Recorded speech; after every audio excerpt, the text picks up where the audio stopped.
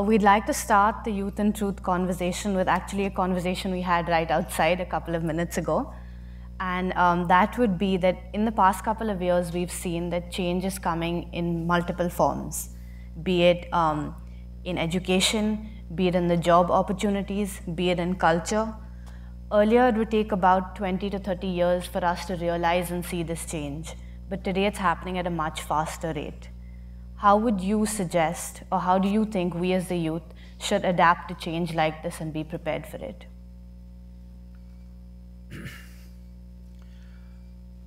Well,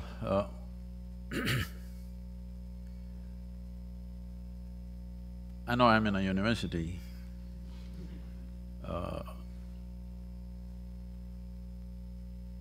So what I speak is not against it, but this is something, as you said, change is coming much faster.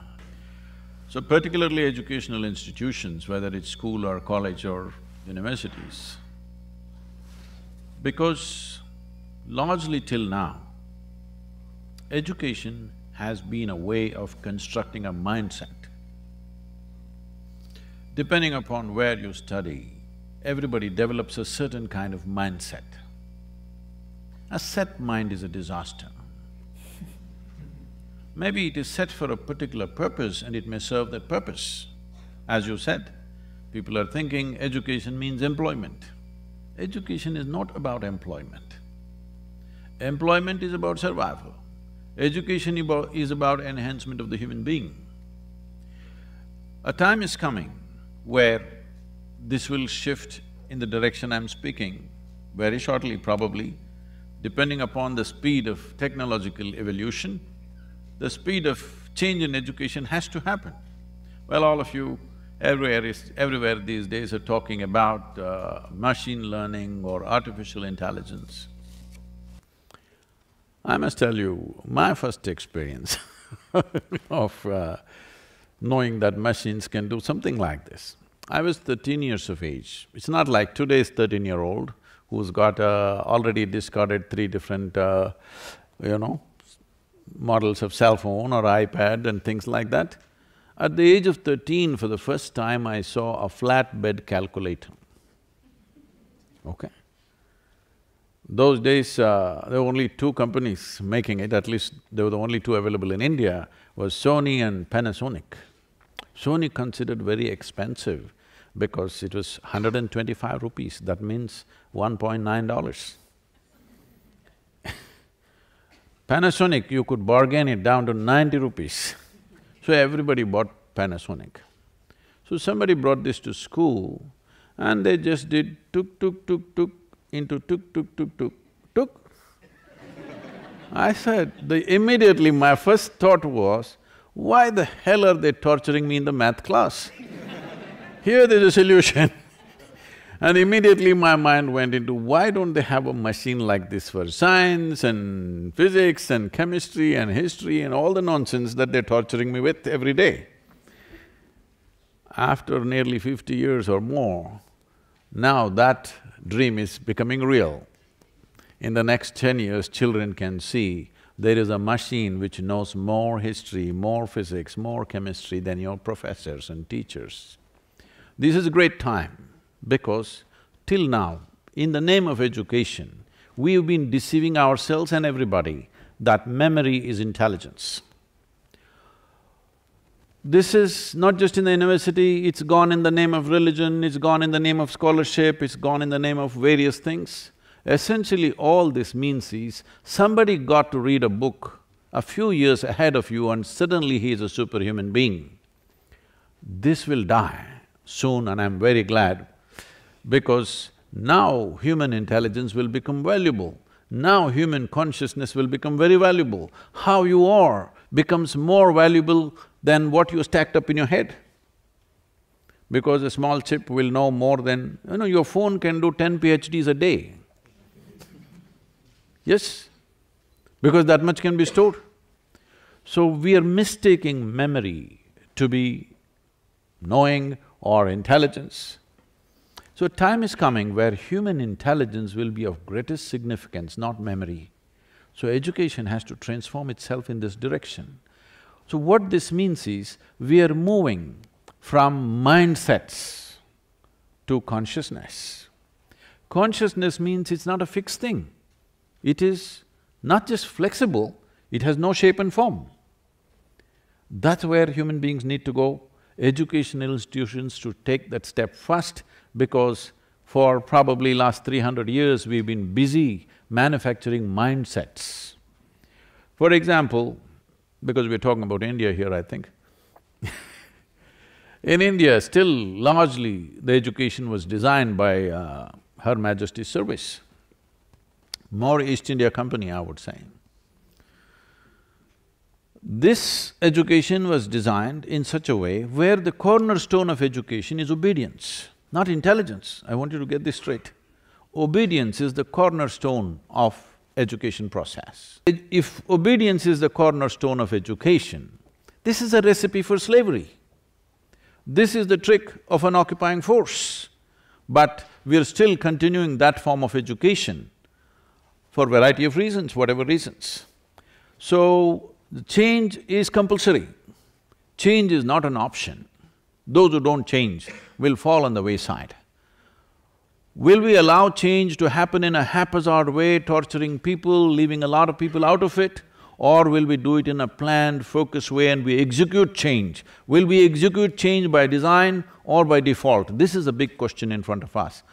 I hope as a generation of people we have the sense to execute change by design, not by default.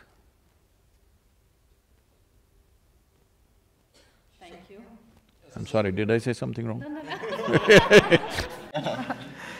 So I tend to follow on the same thing that you mentioned, that the education system needs to be changed to adapt, in the sense that… Why are you copying a question? I'm not, it's not, it's… I'm taking reference though, but I take a note. So on the same note that education system needs to be changed, it's more to say that learning and adapting, it's anyone's life's integral part. You need to adapt with how it's happening around you. Also, Charlie Munger said that human being needs to be a lifelong learning machine. You need to learn every day, every set of your way. But you have mentioned that people or human… Can I disagree with that learning business? You can, you can. That's a view, it's more capitalistic view that you need to keep on learning and adapting what you surround with. See, because your learning is establishing a mindset, now you struggle to adapt. I am not interested in learning. I don't want people to learn. I want people to become in such a way that they're perceptive, that they can see things as they are. Not because of their learning, simply because human faculty has the capacity to absorb a situation as it is if you don't have a fixed mindset. If you see things as they are, according to your intelligence and competence, you will respond. Why should you adapt? You just need to respond. This is the significance of being human, that we are the only creatures on this planet who have the necessary faculty to be conscious and to be able to respond, not to react instinctively. So, this whole process is an ancient mindset of we have to learn so much, what we have learned becomes irrelevant after 50 years, so we have to relearn and adapt. But that, as she said, is going to happen every 2.5 years now. What used to happen once in 50 years is going to happen every 2 to 3 years now. So when it happens every 2-3 years, you establish a mindset, you learn something, you establish a mindset, then you try to adapt to the next thing, you'll go crazy by the time you're 50. But if you keep your intelligence uncluttered and perceptive, you will know how to respond. Okay.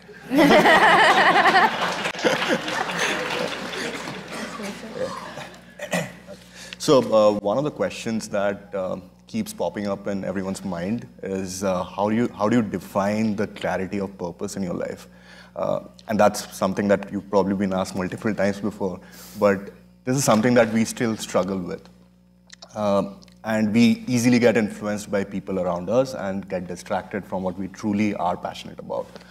How do you recommend today's youth to be focusing on building true passion and also developing a clarity of purpose in life? Oh, see, this idea that a human being has a purpose to his existence is a very tyrannical idea. The moment you have a strong sense of purpose, you are a natural tyrant. The question is only a question of competence. There are lots of tyrants all over the place. There are lots of Mussolinis and Adolf Hitlers all over the place. Fortunately, they're impotent and incapable. Yes, there are lots of them. Don't think only one was born.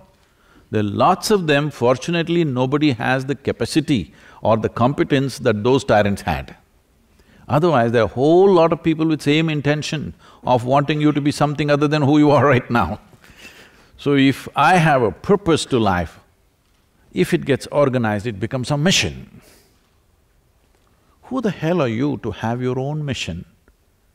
You're here, you're just a pop-up on this planet, all right?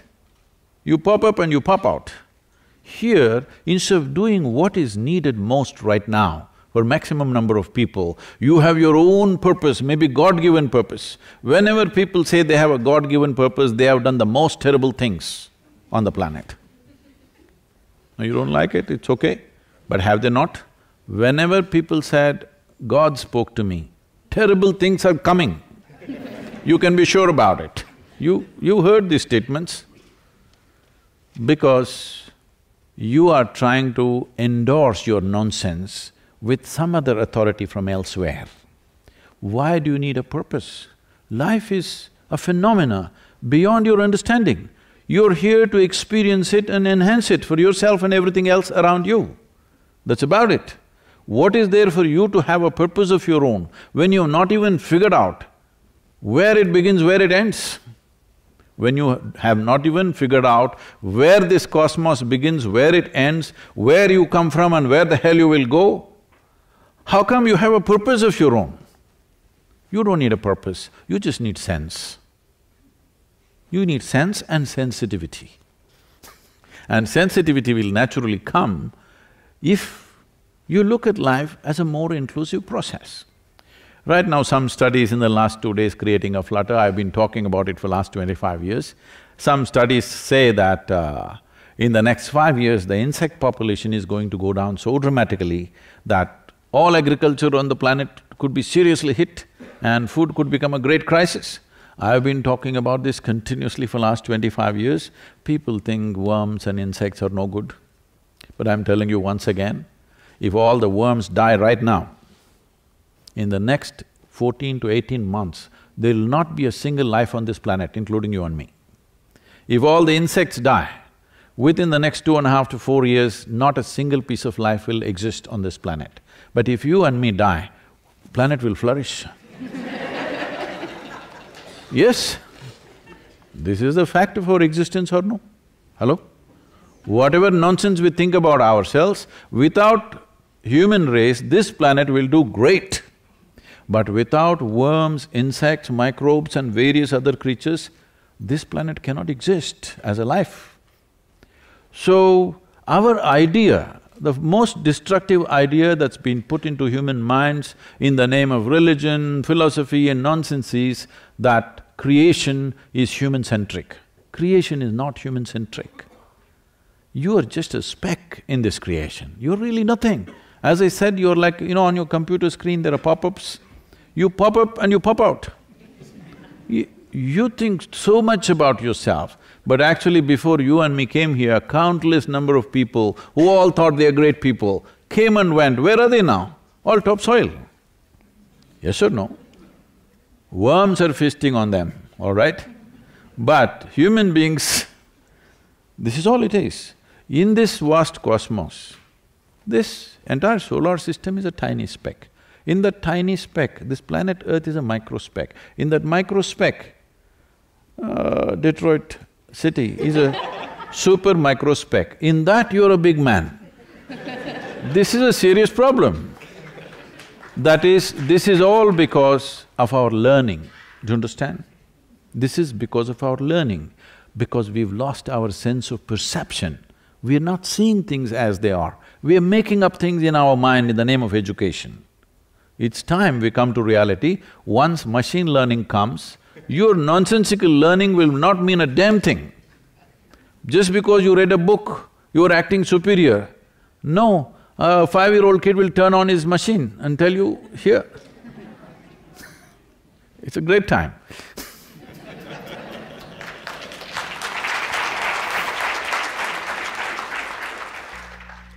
So our next question is more to do with as we graduate from school and leave university and go into the corporate world, a lot of people follow their passion and take an unconventional path. What do you mean? They get married, is it? They follow their passion and take an unconventional path. My question is, should you do what you love or should you love what you do?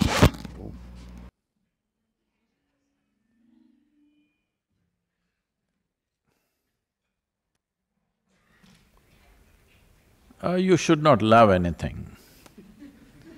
The important thing is you're just loving, all right? If you're right now loving, if you see the flower, you will handle it lovingly. If you see a man, woman or a child, you will behave lovingly. If you see a dog or a cat or even an insect, you will behave lovingly. Or if nobody is here, you will just look at everything lovingly. This is what is important for a human being. I love something is a vested interest in the world. They have caused immense damage in so many different ways. Well, out of this, many products fall out which I don't want to go into the detail now, but the simple thing is just this. See, follow my passion, I know it's become a very, what to say, in thing to say everywhere, I follow my passion. Your passion is destructive. I'm telling you, the important thing is, once you are enabled by education especially, if you feel education has been an empowerment in your life, you must look around, peel your eyes without any prejudice and see what is most needed and do that damn thing. If all this comes because you're trying to extract some sense of joy and satisfaction from the world, you have not understood that human experience essentially comes from within, whether joy or misery, peace or turmoil, agony or ecstasy, no matter what it is, human experience comes from within you. Is that so? Hello? Hello?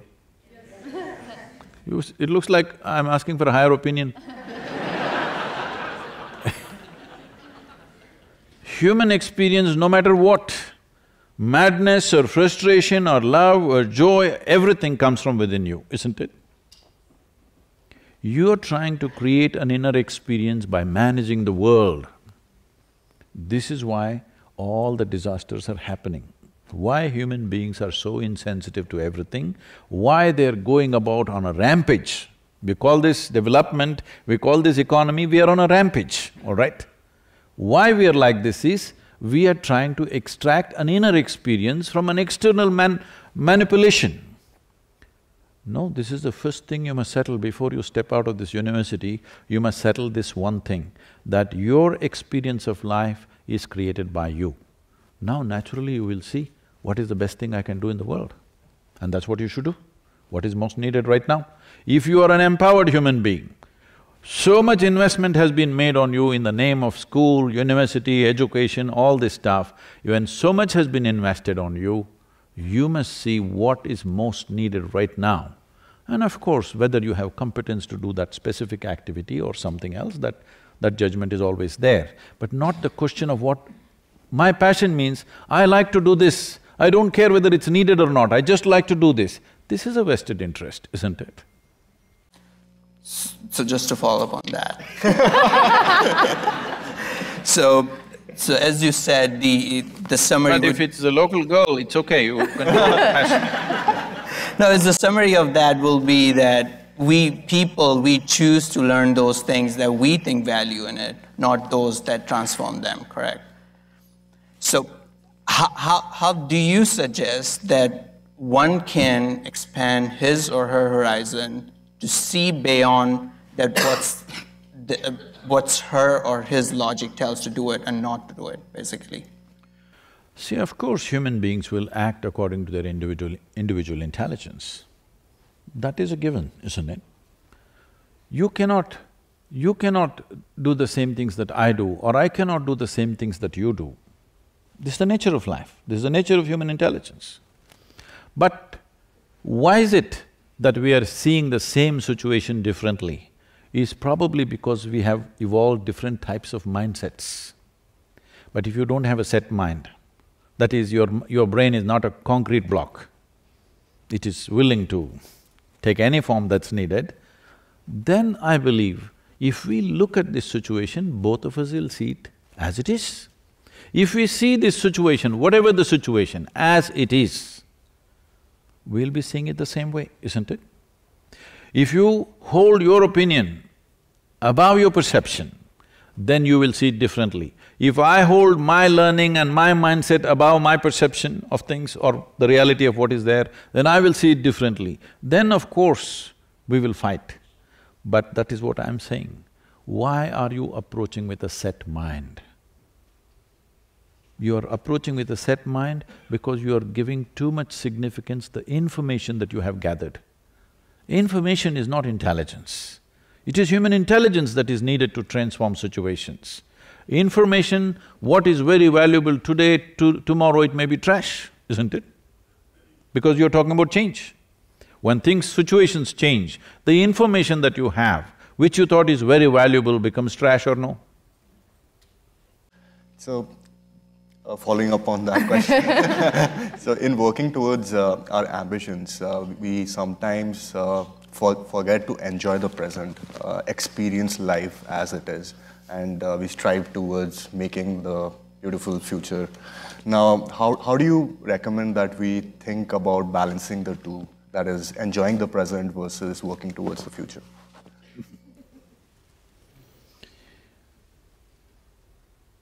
See, there is no such thing as future. It's just a plan in your head. Such a thing doesn't exist anywhere in the universe. Is it so? Hello? It doesn't exist anywhere. In your experience, there's only what is here now. What is right now, here and now, is all that is there in your experience, it's all that's ever been.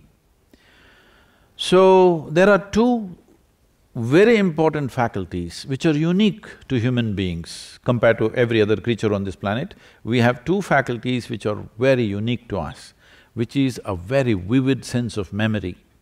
Because of this vivid sense of memory, we have a fantastic capability to imagine. If you did not have memory, would you be able to imagine? No.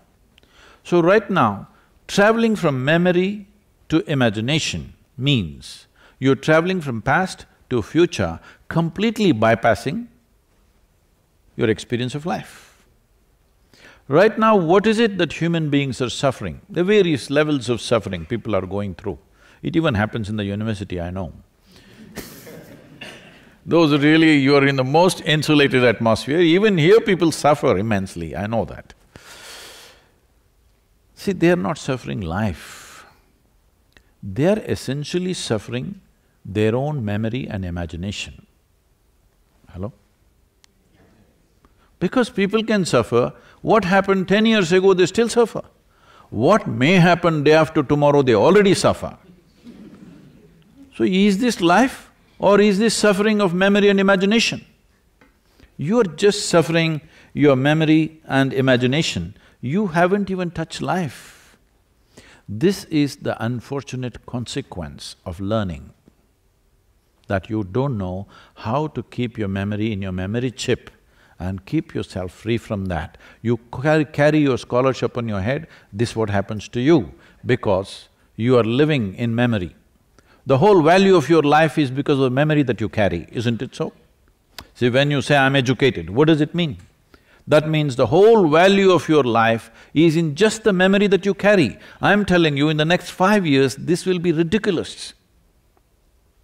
You must change before that. Those who change ahead of the times to come are the pioneers of the time, isn't it so? Those who change after change has happened are the leftovers. Don't be a leftover. You must be ahead. The simple thing is just this. Well, we acquire some knowledge about how to do this, how to do that. It's useful. You have lot of phone numbers on your phone. So at least now, there was a time when I used to remember at least around 800 numbers and names because I didn't have a phone book and there was no cell phone. Just by memory we used to remember. It was very valuable, very valuable. Now it's just trash. I don't even know my number anymore. Really, people ask me, Sadhguru, what's your number? I really don't know because it doesn't matter anymore, because the machine does the damn thing, isn't it? You don't have to remember your own number, it is all there. So I'm saying, you do not make yourself who you are because of what you remember. This means you are a creature of the ancient times. The ancient may mean 2 years ago or 2000 years ago, it doesn't matter. You belong to a place which is dead. You become part of the dead. Now future imagination and your expectations means you are trying to raise the dead. Don't try that. Shall I? You okay for a joke or? Yeah. They are becoming very serious, that's what I'm afraid. The first consequence of scholarship is you become serious, not just serious, dead serious. This happened, an old couple were watching an evangelical program on the television. The preacher was going full on and he was promising he's going to heal them and all that stuff. So over the television he's going to heal them. He said, place your hands wherever you have problem in your body, I will heal right now. So the lady put her hand on her throat and sat, because she had a thyroid issue.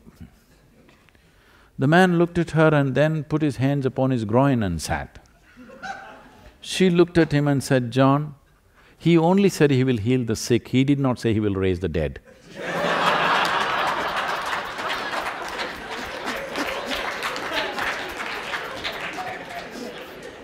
So what you think is your future is just you're trying to raise the dead. From what you know, you're trying to create a future. Don't do that. Because future is the next step. The next step is available to you only if you take this step properly, isn't it so? Hello? Yeah.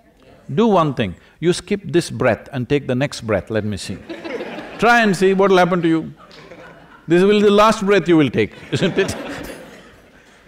How can you take the next step without taking this step properly? It is the entertainment of the vain to go on thinking what kind of future, what kind of future. No, how well you conduct the present, future is a consequence.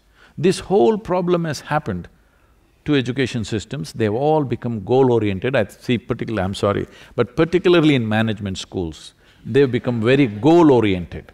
What goal-orientedness means is, your learned professor was saying about his mother talking about a mango tree. See, you don't have to sit there and do mango meditation for mangoes to come. You just handle the daily process of watering the mango tree, manuring it, taking care of it. You never thought mango. Mango will anyway fall on your head, isn't it? It's a consequence. Instead of handling the process, you're trying to handle the consequence. We have a business event every November, third week, and over 200 CEOs from across the world come to train for 4 days with us and all that. So last time when they were there, they were asking me, they're running major companies in the world, they're asking me, Sadhguru, we pick the best people in the world. From the management schools, when we identify that they're doing well in the first year, second year itself, we pick them. From IIMs, IITs across the world, we always resourcing them. And we constantly keep not just a bone, a meat hanging in front of them. In spite of that, our organizations don't run as smoothly as yours. And we know you're a slave driver. That is, it is a volunteer organization, nobody is paid for the job, nobody is trained for the job, I get only dropouts. So, they said, how is it that everything is running like a seamlessly smooth machine out here? Not small operations. Over 9 million volunteers across the world, variety of activity happening. Nothing ever fails. It just goes on properly. How is this? I told them, see, this is all it is. Your problem is, you have set a goal. Your one eye is on the goal, so you have only one eye to find your way, very inefficient. Here I have inculcated in everybody, they are devoted to the process of what they're doing right now. They don't care, they don't even know where it'll go. They are just absolutely devoted to what they're doing right now. Well, somebody else is directing it. It will go where it has to go. If we don't do what we're doing right now really well, where I want to go is just hallucination, isn't it? So don't think this hallucination is a making of the future. If my blessing for all of you is, may your dreams not come true. Because what can you dream of right now? Only exaggerating what you already know, isn't it so? Hello? Yes. Can you dream of something that you do not know? Only what you already know, you exaggerate it a little bit and think, this is my dream. My blessing is, let your dreams not come true. Let your life be about something that you could never dream of.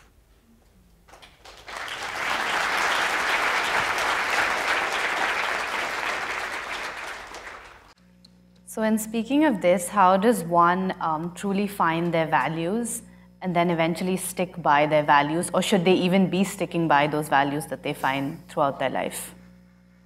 Values meaning? It could be anything. It's things that you believe to be true. It could be guiding forces. It could be any of those. Morals? Could be.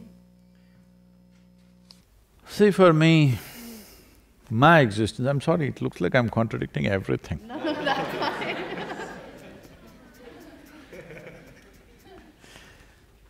I have no morality. I'm on camera, see? I have no morality. My integrity is a consequence of my humanity, not my morality. People who thought they are morally correct, they have done the most horrendous things on this planet. Yes or no? Please tell me. Because of you thinking what is correct, not just to somebody, even to your own children you've done terrible things. Yes, it is true. Parents, teachers, elders, priests, pundits, they have done terrible things to people simply because they think they have a moral righteousness. Yes or no? Why is it morality has become important? Because you put your humanity to sleep. If your humanity is on, what does humanity mean? It's just this. Do you know in your brain, there is something called as a reptilian brain? It is the size of your fist, or maybe it's the size of a crocodile's brain, that kind of brain you have. And there is also cerebral cortex, which is what makes you human, which is what gives you various sense of being something different from other creatures. What this humanity means is, these days probably you're not seeing this because dogs are all leashed. But if you leave the dogs around, you will see they will go about peeing all over the place. Not because he has some urinary issue. He is building a pee kingdom. Because his entire existence is about a boundary. Always he's thinking about his territory, his boundary. So those men and women who are operating from that part of their intelligence are always thinking of boundaries. But essentially to be human means you move to the other dimension of intelligence where it is always looking at how to break all the boundaries. Fundamentally, you look at yourself and see, no matter where you are, you want to be something more, isn't it so? Hello? If that something more happens right now, what? Something more. We can go on like this. So how much more do you believe will settle you for good? If I make you the king of this planet, will you be fulfilled? Don't look at me hopefully, I will not cause… I'll not commit such a blunder. If you become the king of this planet, will you settle for good? No, you will look at the stars. You would want the solar system, you want the galaxy, you want the Milky Way. Yes or no? Because there is something within you. This is only instilled in a human being, I want you to understand this. This is essentially a human quality that you want to expand limitlessly. Maybe right now you're approaching it in a constipated way, which is called as ambition. Ambition means you're longing to become limitless in a constipated manner. You know what's constipation? It happens little by little. So this is what ambition is. Why do you have an ambition? You don't need it. What you need is an active, dynamic intelligence and an active, dynamic body which supports that, and you have understood your experience of life is always created from within you. If you know and you are creating the nature of your experience, would you keep it miserable or blissful? What's your choice for yourself? No, what you want for a neighbor may be debatable. What you want for yourself is 100% clear. You want it to be in the highest level of pleasantness, yes or no? Yes. For yourself. So if you are joyful right now and you're alert and dynamic in your intelligence and active in your body, what will you do? What will you do? You will work for some silly idea in your head, or will you work for something that's absolutely needed because you will perceive life as it is? Right now, you may call it ambition, you may call it passion, you may call it desire. All you're trying to do is squeeze a little bit of juice out of this planet. That's all. You're trying to somehow find some satisfaction, fulfillment, joy, love from the world. I'm telling you, please pay enough attention to yourself and see, if you want joy, if you want fulfillment, if you want peace, if you want love, if you want ecstasy, it can only happen from within you. Yes or no? Yes. If this one thing you settle, world, each one of us will deal with it to the best of our ability, but this is the fundamental ability of the human being, that we long to breach all boundaries. If you are some other creature, always you want to set up boundaries. If you sit here and if you have no sense of boundary of this is my friend, this is my enemy, this is a stranger, this is an unknown person, this is my family, if you do not have such things, if you looked at everybody in an inclusive way, because your boundary is not here, it's limitless or no boundary, if you looked at these people and acted according to your intelligence, would you do something wonderful? Hello? This is your humanity. Your humanity cannot be caged. Your animal nature can be caged.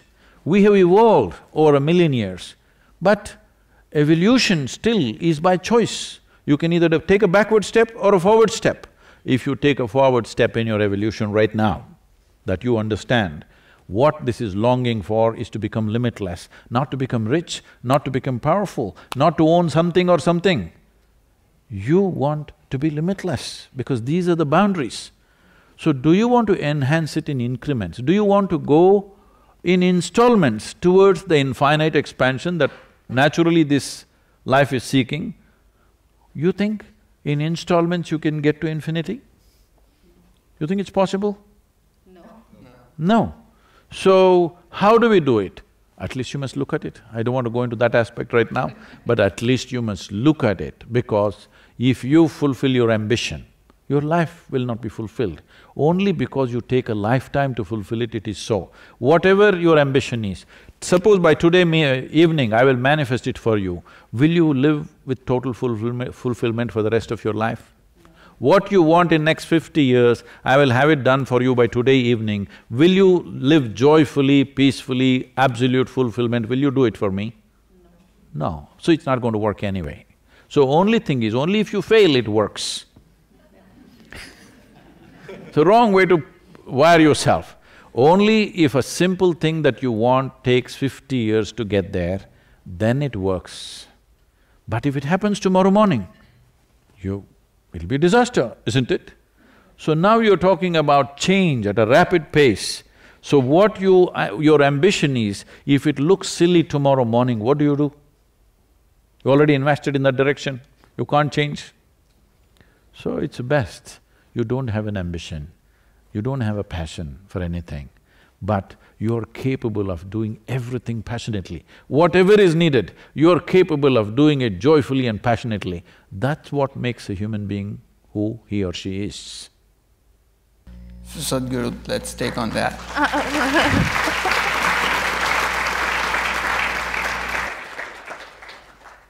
So let me ask you that. I'll be the simple person. I don't want any passion in my life. I don't want any… No. No, I'm just saying. Take off the simple. Because I'm saying, having an ambition and passion is simplistic. I am not talking about you becoming a simple person. In fact, you become a limitless human being because you have not fixed anything for yourself. If you are joyful… Have you noticed this by yourself? On a certain day, when you're very happy, are you willing to do more things?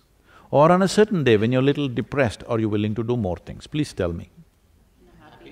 So, lot of idiots on the planet are going about spreading, oh, if I am happy right here, I will not do anything.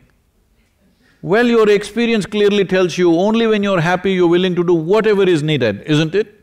You're willing to bend backwards, even to reach out to somebody on the street. But when you're little miserable, you are nasty to everything around you, not willing to do anything, you would like to just lie down and sleep, isn't it so? So where does this thing come from, that if I am joyful and I'm in a very dynamic state of intelligence and physicality, that I will become a simple person? No. The question has to be asked that, okay, I don't have to have passion at this moment or any ambition. I just want to live my life at my fullest. Full-on happiness, joyful, and I just want to live at the fullest of my potential. How can I do it? What's the step will be? You're getting to the point. See, most fundamental thing that needs to change in our understanding of this is, when you say full-on experience of life, first thing is to understand that experience of life, no matter what is the experience, of pleasantness or unpleasantness or agony or ecstasy, only happens from within us, isn't it? Yeah. So, if you take charge of this is what is creating, this is an experience-creating machine. Yeah. Everything you look at it, oh, you love this person, you hate this person, you're angry with this person, you like this person, you dislike this person, everything is happening from within you, isn't it? Do you know that people who you think you cannot stand, somebody thinks he is the most wonderful person? Yes or no? So, this experience is created from within you, no matter what is the nature of your experience. If you take charge of this one thing, that your experience is determined by you and nobody else but you. If this one thing happens, then don't worry, rest will happen. To what extent? To the fullest extent possible that our intelligence, our capability and the times in which we exist, this is very important. People think they are doing everything by themselves. No, the times in which we exist is important. Depending upon… the time should allow us, right? Suppose you came here 1,000 years ago and you talk about artificial intelligence, they would bury you. Yes or no? So, it is the times. So, the times should be conducive that it allows us. With all this, in your life, if you do not do what you cannot do, it's not an issue. But in your life, if you do not do what you can do, you're a disaster, isn't it? I am only talking about avoiding this disaster because most people have become this disaster because they have their own passion, their own ambition, their own mission and their own modes going up and down, all kinds of things. If you did not have all these things, you would do everything you can do, isn't it? In your life, this much must happen. Everything that you can do must happen. What you cannot do anyway doesn't happen, what to do?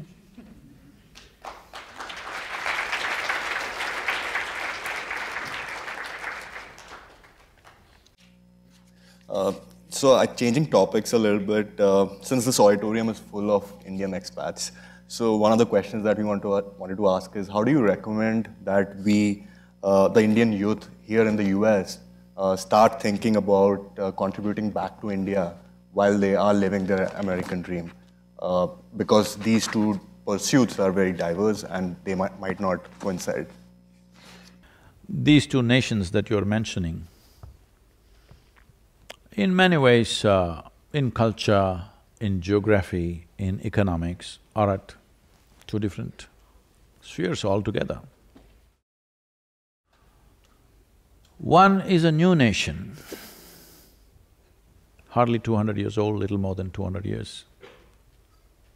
Existence of United States of America, maybe 200 years old since independence, but really it is only 100 years or 120 years where really in a focused way they started building this nation. When you talk about India, for us, recent times means 5,000 years.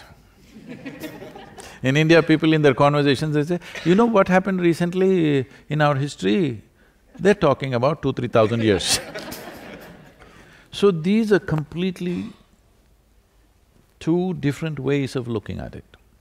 There is immense value to both, immense.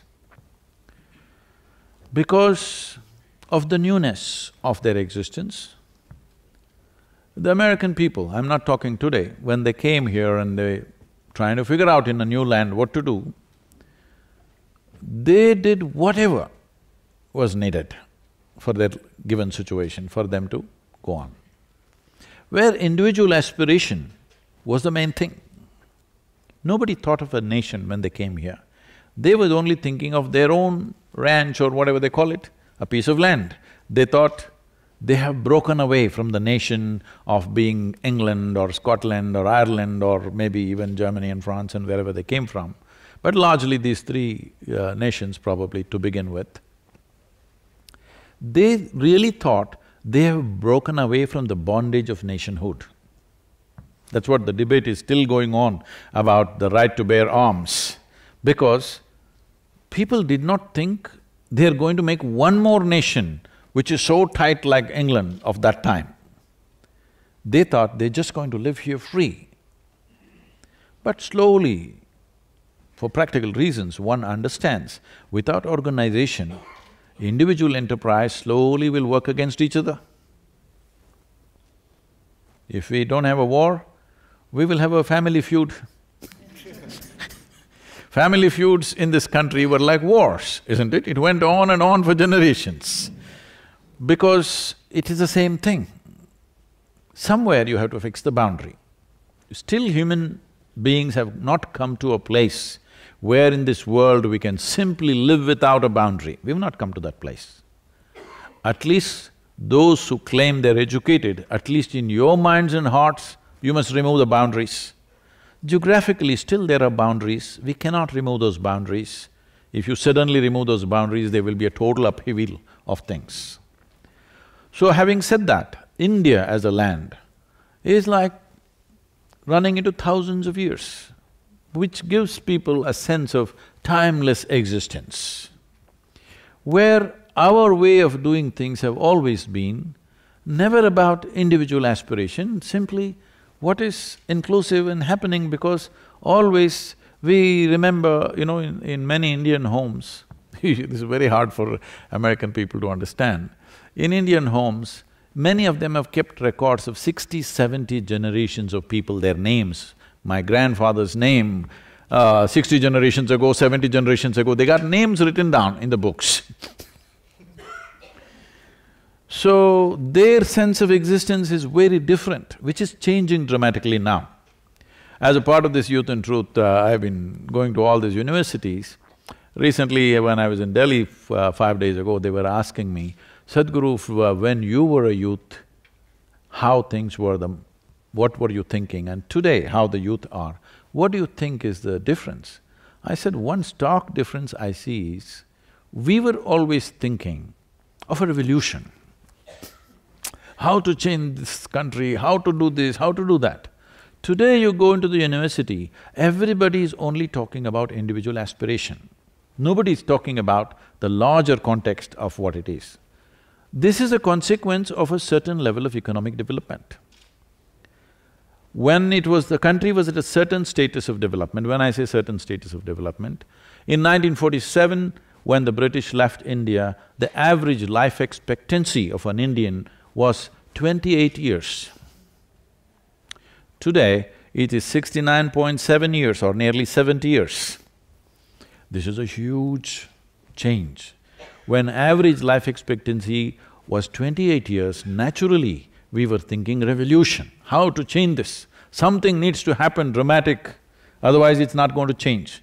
But today, the present youth are thinking of individual aspiration. So people look at this as, oh, is this not a bad thing? I said, no, it's a very good thing. Because if all individuals in a country are doing well, the damn country is doing well, isn't it? Hello? So, these are two different approaches. What America thought of individual enterprise and, individual aspiration, probably in 50s and 60s, post-World War II, now India is beginning to think in early 21st century. This is a natural consequence. This is one thing.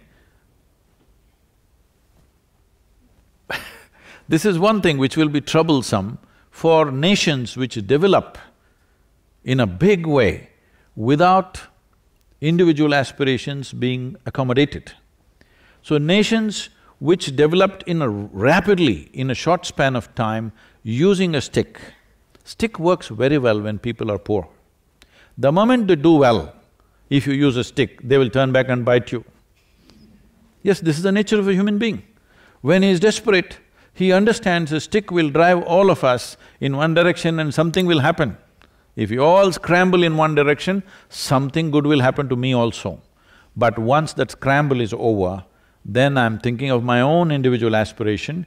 Now the trouble comes. That trouble is coming wherever development happened too rapidly because of a forceful way of doing things. This is the good thing about India. Professor Krishnan said that it's a chaos. Well, it is a chaos only for an external viewer who doesn't understand our existence. We would be fully… we would get thoroughly bored with too much order. We like that. We're driving on the street, suddenly an elephant comes.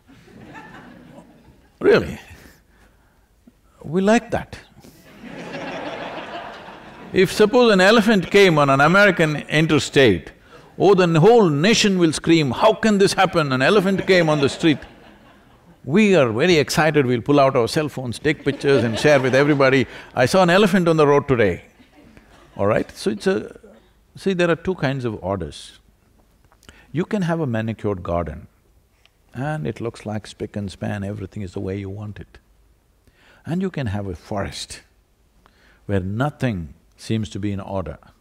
But if you take away your hand off the manicured garden for just 3 months, it will be nonsense. But forest, for a million years it's existed, obviously it's a better order.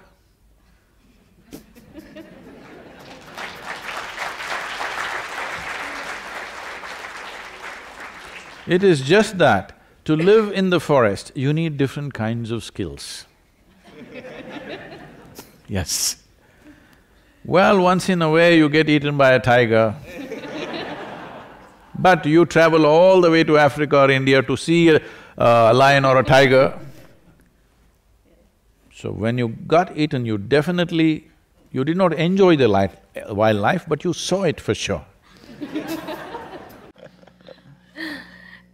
Thank you. We'd now like to open it up to audience questions. So we have a couple of people with mics moving around. If you could just raise your hand and they will come right up to you.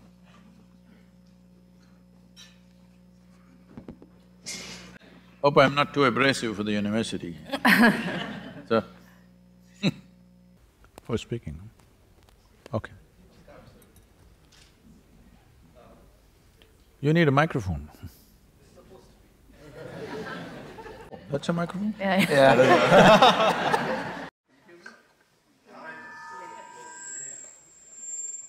It's a grand marketing idea, but not technologically not good to do that. Sadhguru, namaskaram. My question is about India. India currently is a shining star on the global map. Economy is thriving, people are flourishing, all things are great and going good. And in the last 4.5 years, we have seen a decisive, serious government which is taking us in this development path. But my question is about this gruesome, horrible act that happened yesterday at Kashmir. And we saw 40+ Jawans killed. So I don't know what's the psyche of these people who can get into a car with 300 kgs of ammunition and, just blast. My question is, how can government do decisively, to solve this at the bud? And the second part to it is, I know it happens periodically, but the psyche of these people, how can this be changed? Can we ever imagine inner engineering in Pakistan or POK without being killed? Without having the fear of being killed? Leave the question then, yeah. That's my question, the two aspects to it, the government aspect and the people aspect. Thank you. See, as I said earlier, we're still not in that level of human consciousness where all boundaries and borders can be just wiped out and human beings just embrace each other and live. There's no such love affair going on, okay? Still, national identities, religious identities, various other kinds of ideological identities set us against each other. It is as simple as it is, but when it comes as to how it manifests on the ground, it's too complex. It's not something you can solve like that. So, in the making of a nation, one important thing is the sovereignty of the nation. Because nation exists only because of its borders. This may be an unpopular thing to say in United States right now, but but you call something a nation, only the first and foremost is the geographical border, isn't it? Well, people can go this way, that way, people can change their language, people can change their religion, people can change their beliefs and ideologies, but it's the geography which is the first dimension of making of a nation. So this sovereignty should not have been dragged for so long after independence. It's a serious mistake. It should have been settled immediately. But unfortunately, they did not settle it for… I mean, I don't want to make a political postmortem now, but it's a serious mistake not to settle the sovereignty of the nation, not to fix the boundaries and say, this is it. Still, it is a line of control. It's not the national borders, it is still a line of control which is always out of control.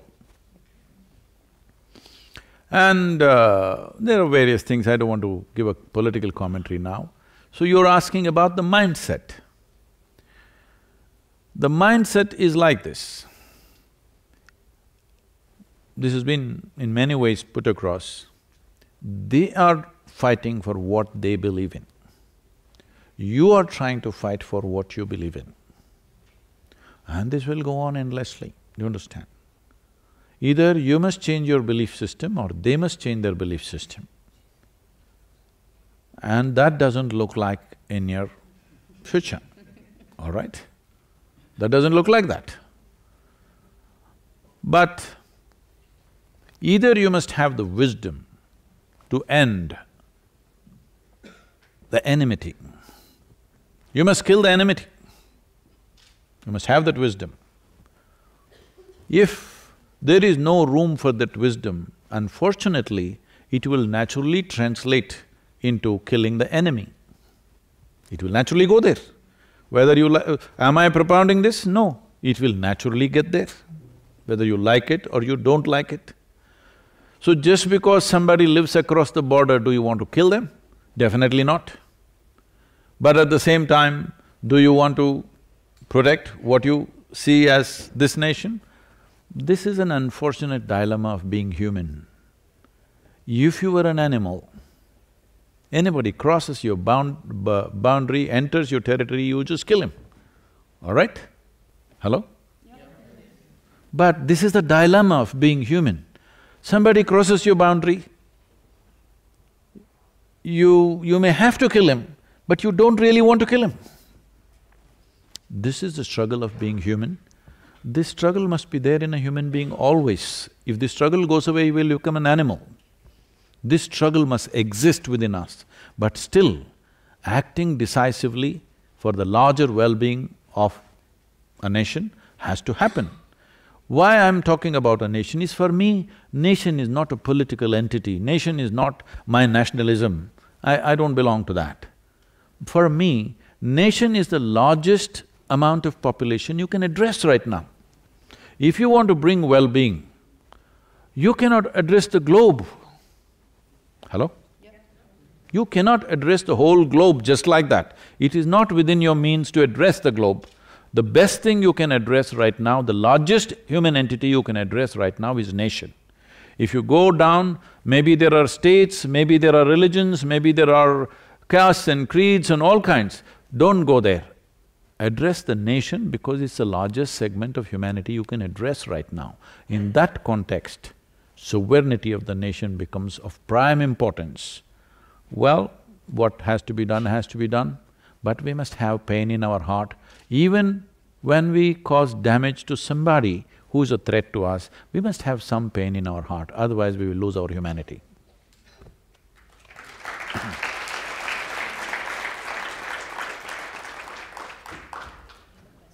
So I'm just saying, when retaliatory action happens, don't do this. We must… unfortunate, it must be done, but we must have some pain that we have to do these things.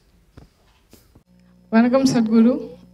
Hi, I'm Rashmi, I'm from Chennai. Now, have practiced Shambhavi Mahamudra since I was 15. Thank you for it. And Who is serving you idli and sambar here, huh? my mom isn't here, I'm missing her. So, my question to you is, since I've come here, I had to explain my way of upbringing, my culture, or the way I do certain things. And you have said Adi Yogi is not light, he's darkness. But darkness is something that is associated with evil in certain cultures. I'm a dark person, so you're saying I'm evil? I understand what you're saying, but I'm not calling you evil. I understood what you said when you said Adi Yogi was darkness, he was not light. But when I'm explaining it to my friend or to anyone for whatsoever, how do I put it in a context that they understand? Because like you said, there are cultural differences. And how do I put it in a proper context? Is it okay for me, can I take the liberty of referring to you also as little bit dark like me? I would love that. Okay. So you're a dark girl, all right? Now that you're a dark girl, you make yourself so wonderful that people will start saying, oh, dark girls are wonderful. That's the only thing you should do in the world. Don't say, no, this color is good, that color is good, this is nonsense. Make yourself so wonderful, people see, oh, dark-skinned people are fantastic.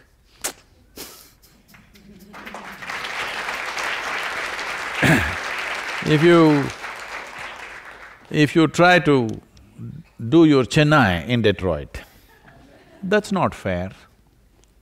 No, I'm not mentioning fair as a complexion. Not fair because it's important that your culture and your way of doing things is as important as anything. But it's very important, when you come to a new land, you don't try to impose that, you only keep it as a, we have a flower pot, but all the seats are occupied by human beings. But if we keep flower pots on all the seats, that will be meaningless, isn't it? So you must keep your culture like a flower pot, alive, always, colorful, alive, Chennai, all right? But don't try to make everybody do the Chennai stuff. This is Detroit. All right. So, isn't it fantastic that people who lived in different parts of the world are so different? Just imagine, if everybody was same, you would want to go to another planet. Isn't it so fantastic? From one place to another, they're so different. See, this is the uniqueness of India. If anybody, very different kind of people come, Indians get very excited, different. But in most other cultures, something very different means they become defensive. This must change. You must be excited about the difference, not fearful about the difference. The fear about the difference comes from the crocodile brain in your head. The excitement about everything different comes from being human.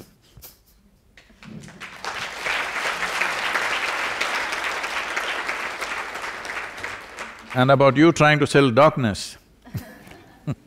See, light has become very valuable simply because of the way our visual apparatus are made. Suppose you were an owl. No, I'm not saying that. Suppose, because in South India, being an owl is not considered wise, it's considered stupid, okay?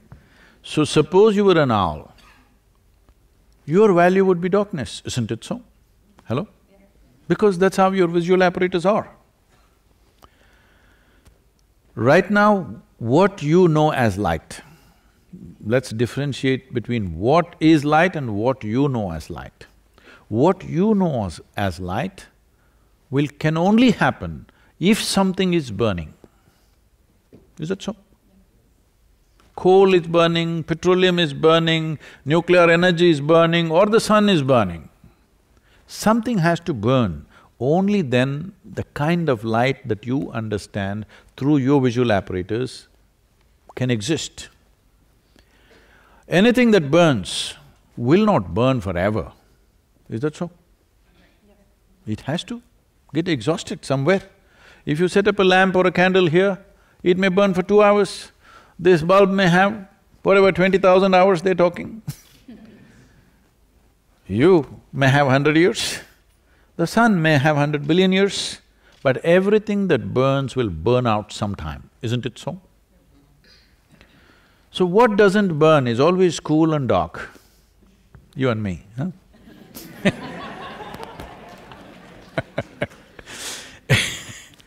So what doesn't burn is always cool and dark, there is an eternal character to that. So, out of this wisdom, we said in yoga, when we talk about the divine to a beginner, we refer to the divine as light, divine light. Once one advances in their experience of life, we refer to the divine as darkness. Because only darkness can be unlimited, borderless and infinite. Light, as you know it, can only happen in a momentary way. It flashes up and it goes down. So light, as you know it, is a very temporary and momentary happening in terms of existence. What you think is sun in human experience, because our life is just a few years, we think it's a limitless source of light.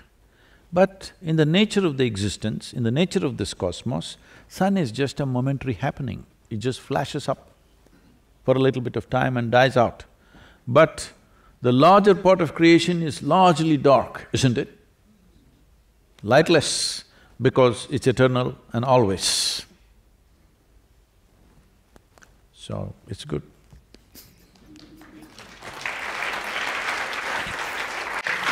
We have time for one last question. Oh, sir. My name's Amrithya and I have a Can you speak question. a little louder? I have a question for you. Yes, sir. My question is, why do people lie all the time?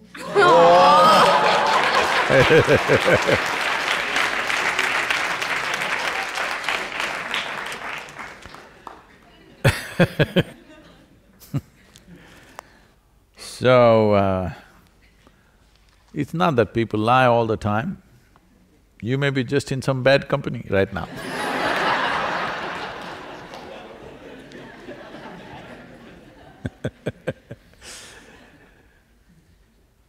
Now, for yourself, leave the other people.